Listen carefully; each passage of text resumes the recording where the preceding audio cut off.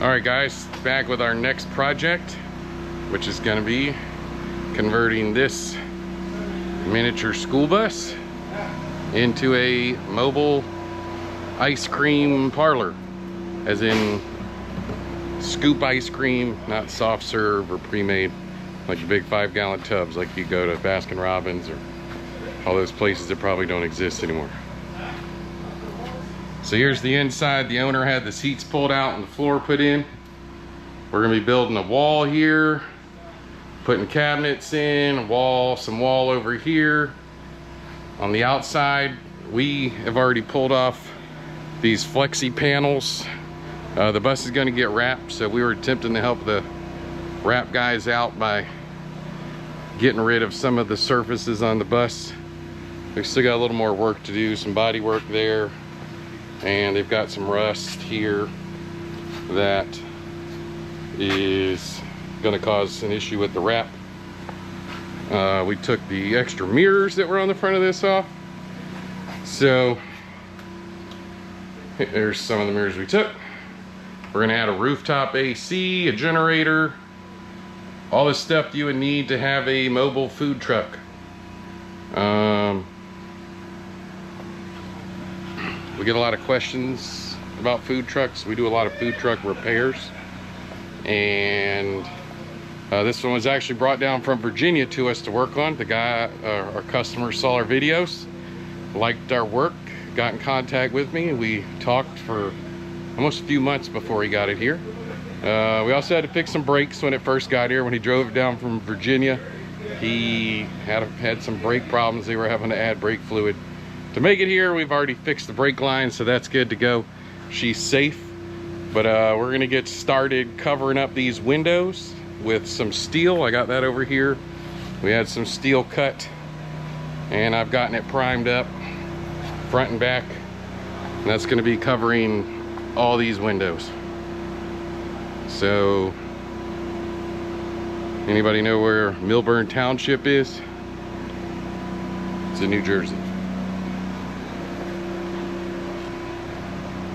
So that's probably where the rust came from.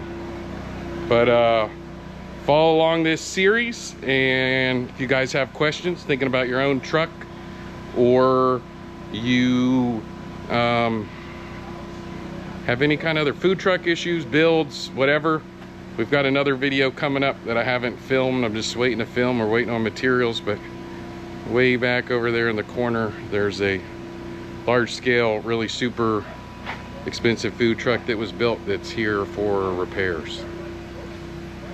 So here we go.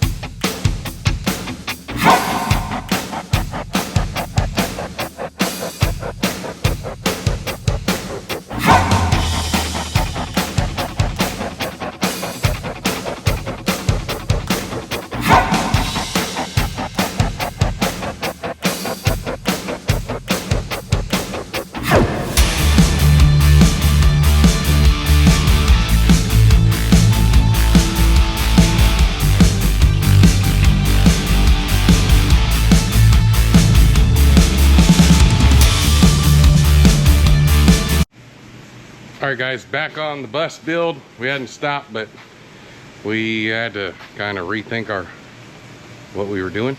So here's what we've got.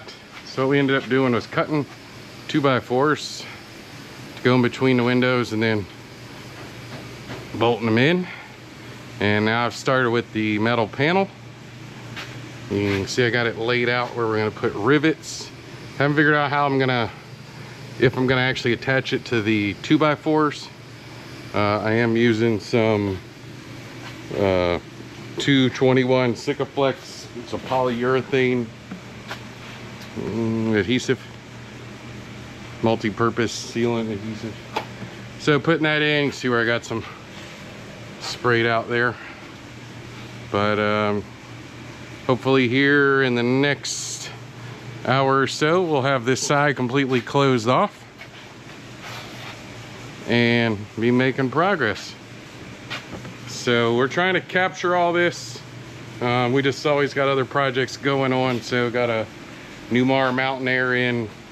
The inverter stopped charging the batteries, so we're replacing the inverter on that.